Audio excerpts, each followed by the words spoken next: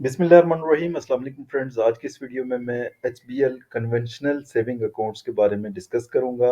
कौन कौन से एचबीएल कन्वेंशनल अकाउंट्स हैं, उन सबको अगर कंपैरिजन किया जाए तो कौन सा बेहतर है और किस में ज़्यादा प्रॉफिट मिलता है, किस में कौन कौन से फीचर्स ज़्यादा बेहतर हैं। तो ये सारी इंफॉर्मेशन आपको इस वीडियो में मिलने वाली है। तो सबसे पहले आपने hbl.com ओपन करना है। उसके बाद आप यहाँ पे पर्सनल पे क्लिक करेंगे। अगर आपको इस्लामिक अकाउंट्स के बारे में इंफॉर्मेशन चाहिए तो आपने इस्लामिक के ऊपर क्लिक करना है। वहाँ पे सारे जो इस्लामिक अकाउंट्स हैं, करंट और सेविंग, वहाँ की इंफॉर्मेशन मिलेगी। और पर्सनल के ऊपर क्लिक करके आपको सारे कन्वेंशनल सेविंग और करंट्स अकाउंट की इंफॉर्मेशन मिलेगी। तो अकाउंट्स के ऊपर आपने आ जाना है। उसके बाद यहाँ पे आप देख सकते हैं कि ये जितने भी अकाउंट्स हैं ये सारे करंट अकाउंट हैं कन्वेंशनल के। उसके बाद यहाँ पे आप देख सकते हैं ये सारे अकाउंट्स हैं सेविंग अकाउंट्स के, और ये सेविंग कन्वेंशनल सेविंग अकाउंट्स हैं। तो किसी भी क्लिक करके वन बाय वन आप उसको स्टडी कर सकते हैं।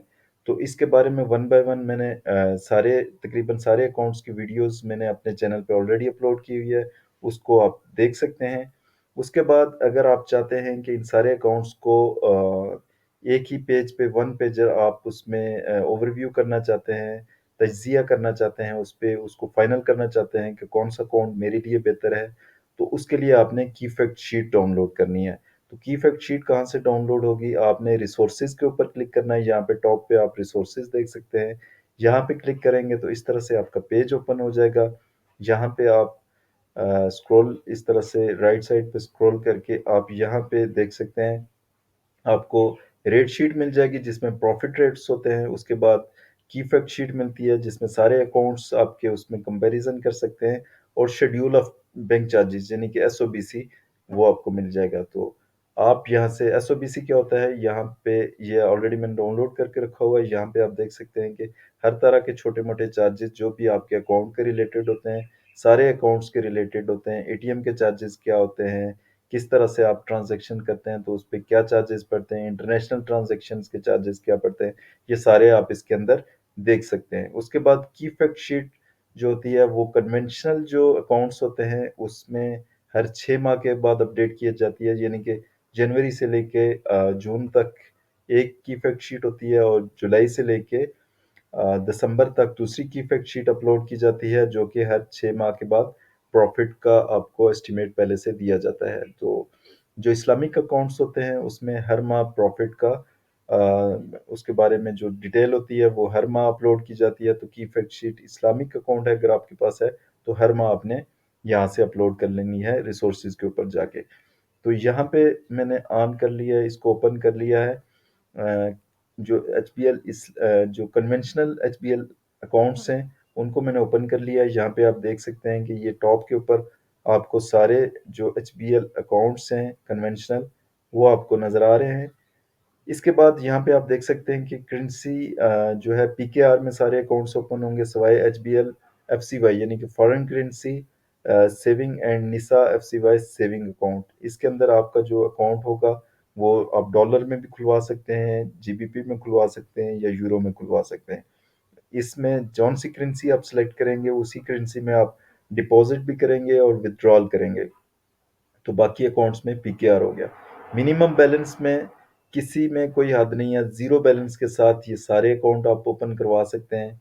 उसके बाद आपने रखने कितने हैं, अगर ये 40,000 जिसके नीचे रखा हुआ है एच बी एल महाना आमदन से लेके H B L value account तक, इनमें अगर 40,000 रखेंगे तो उसमें एडिशनली आपको जो मेंटेनेंस चार्जेस हो गए, चेकबुक आपको फ्री ऑफ कॉस्ट पहले मिल जाती है, और इसके अलावा एटीएम चार्जेस आपको वेव ऑफ हो जाते हैं। और इसके अलावा जो भी एडिशनल कुछ सर्विसेज होती हैं, एडिशनल आपको फ्री में सर्विसेज मिल जाती हैं और एडिशनल चार्जेस आपसे वेव ऑफ हो जाते हैं। तो उसके बाद आप यहाँ पे देख सकते हैं कि मेंटेनेंस चार्जेस इनमें 49 रुपीज़ 88 पैसा है सवाई ये लास्ट दो वालों के। उसके बाद प्रॉफिट की बात की जाए तो सब में प्रॉफिट है क्योंकि ये सारे सेविंग अकाउंट्स हैं। कितना प्रॉफिट है? 19% और सब में 19% है। इन दो अकाउंट्स में 19.01% हो गया, और फॉरेन करेंसी अकाउंट में 1% से लेके 1.25% होता है, क्योंकि फॉरेन करेंसी ऑलरेडी जब करेंसी का रेट बढ़ता है तो आपकी जो पीकेआर में वैल्यू है वो ऑटोमेटिकली बढ़ती जाती है। तो घर में अगर सेव करते हैं तो वो तो सिर्फ उसकी वैल्यू बढ़ेगी, लेकिन अगर बैंक में आप इसमें अकाउंट ओपन करवाएंगे तो उस वैल्यू के साथ साथ आपका 1% से लेके 1.2% तक फर्दर गेन कर सकते हैं। तो प्रॉफिट किस हिसाब से आपको मिलता है, कितने अरसे बाद मिलता है? तो H B L P L S saving account जो है इसमें हाफ ईयरली यानी कि पहला जो है आपको जुलाई में प्रॉफिट मिलता है और दूसरा जो है आपको जनवरी में मिलता है। साल में 2 बार आपको प्रॉफिट डिस्ट्रीब्यूट कर दिया जाता है। और बाकी इसमें जो ये जो लास्ट दो हैं इसमें क्वार्टरली प्रॉफिट पोस्ट किया जाता है। उसके अलावा बाकी जो 1 2 3 4 5 6 अकाउंट्स ये जो हैं इसमें आपको हर महीने प्रॉफिट पोस्ट कर दिया जाता है। तो उसके बाद आप अगर 1000 का जो डिपॉजिट रखते हैं तो उस हिसाब से आपको तकरीबन ये वाला प्रॉफिट स्क्रीन के ऊपर जो दिया गया है ये आपको माहाना प्रॉफिट मिलता है। उसके बाद आप इंटरसिटी में अगर डिपॉजिट करते हैं या विड्रॉल करते हैं यानी कि आपका अकाउंट जिस शहर में मौजूद है उस शहर के अलावा किसी दूसरे शहर से जाके आप उसमें डिपॉजिट करते हैं तो आपको फ्लैट ₹500 चार्जेस होंगे, ये सब के लिए है।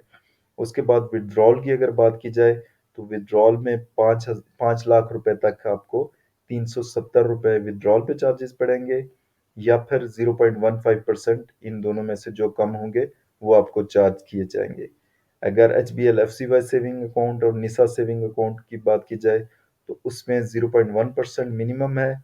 यूएसडी में बात की जाए तो $5, जीबीपी में बात की जाए तो $3 फीस होगी, यूरो में बात की जाए तो $4, चाइनीज यन में बात की जाए तो 20 यन, और ये जो डेसिमल आगे होंगे वो राउंड ऑफ हो जाएंगे। इंट्रा सिटी इनमें से कोई भी अकाउंट है अपने ही शहर में रहते हुए एचबीएल की किसी भी ब्रांच विजिट कर लें तो उस शहर के अंदर रहते हुए किसी भी ब्रांच में जाके आप डिपॉजिट करें, विड्रॉल करें, फ्री ऑफ कॉस्ट होगा, कोई चार्जेस नहीं होंगे। एटीएम अगर एचबीएल का आप यूज़ करते हैं पूरे पाकिस्तान में जहाँ भी, वो फ्री ऑफ कॉस्ट होगा, कोई चार्जेस नहीं होंगे।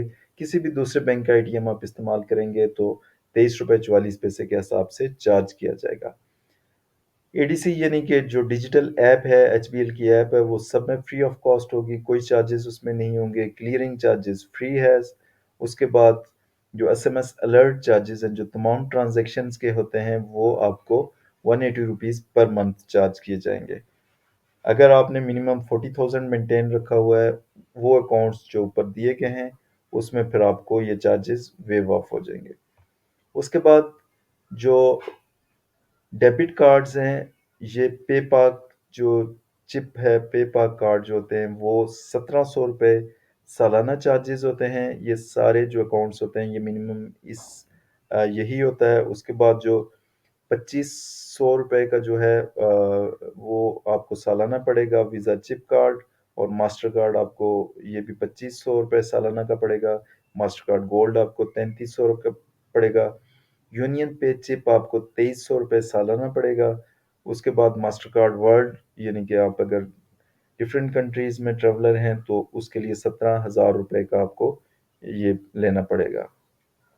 तो इसमें से कुछ अकाउंट्स हैं जिसमें आप ये 40,000 मेंटेन रखेंगे तो आपको आप ये एच बी एल के जो एटीएम कार्ड के चार्जेस हैं वो आपको पे नहीं करने पड़ेंगे। उसके लिए मैंने अलग से वन बाय वन सारे अकाउंट्स की वीडियो बनाई हुई है, उसमें आप जाके देख सकते हैं। उसके बाद आप अगर चेकबुक की बात की जाए तो चेकबुक ये ₹22 पर लीव के हिसाब से आपको चार्ज होंगे। जितने भी आप 25 लीव्स 50 लीव्स आप चेकबुक लेना चाहते हैं तो 22 के साथ मल्टीप्लाई कर लें, जो चार्जेस होंगे वो आपसे चार्ज किए जाएंगे।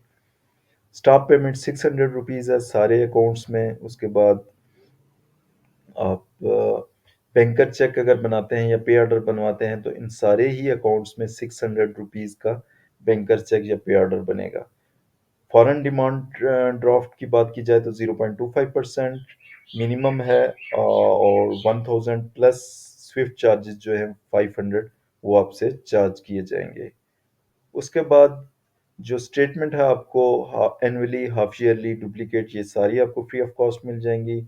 एडीसी यानी कि जो डिजिटल ऐप है एचबीएल ऐप, ये आपको फ्री ऑफ कॉस्ट मिलेगी। और इसमें जो इंटरबैंक फंड ट्रांसफ़र करते हैं दूसरे बैंक में जो आप ट्रांसफ़र करते हैं वो 25,000 तक आपको फ्री ऑफ कॉस्ट होगा। 25,000 से अगर आप ऊपर करते हैं तो जो अमाउंट होगी उस पे 0.1% या 200 रुपये, जो इसमें से जो भी मिनिमम है वो आपसे चार्ज किया जाएगा। उसके बाद digital banking free of cost already बता चुका हूँ। उसके बाद आपको जो क्लियरिंग चार्जेस हैं जो नॉर्मल है वो आपसे कोई चार्ज नहीं होंगे किसी भी अकाउंट में। आप इंटरसिटी अगर करना चाहते हैं तो इसमें 400 पड़ेंगे, और ये जो एक अकाउंट है इसमें आपका ये अब देख लेते हैं, HBL निसा सेविंग अकाउंट, इसके अंदर फ्री ऑफ कॉस्ट होगा। उसके बाद सेम डे की 500 है सब में, और अकाउंट क्लोजर में ये है कि किसी भी वक्त आप इस अकाउंट को क्लोज कर सकते हैं। उसके लिए अकाउंट क्लोजर फॉर्म आपने लेना है किसी भी HBL की ब्रांच से, और वो जमा करवा लेना, तो उससे आपका अकाउंट क्लोज हो जाता है। तो इसके बारे में कोई भी फर्दर आपको इंफॉर्मेशन चाहिए हो तो कमेंट बॉक्स में लिख सकते हैं। प्रॉफिट की बात की जाए तो प्रॉफिट में थोड़ा सा आपको बता दूं, प्रॉफिट की कैलकुलेशन किस तरह से होती है। ये ऑलरेडी मैंने कैलकुलेटर बनाया हुआ है। तो 19% जो प्रॉफिट था, तो यहाँ पे हम 19% देख लेते हैं। 19%, क्योंकि मोस्टली अकाउंट्स जो है वो 19% दे रहे हैं। इसके अंदर 1 लाख लिख लेते हैं, तो 1 लाख के ऊपर आपको कितना प्रॉफिट मिलता है।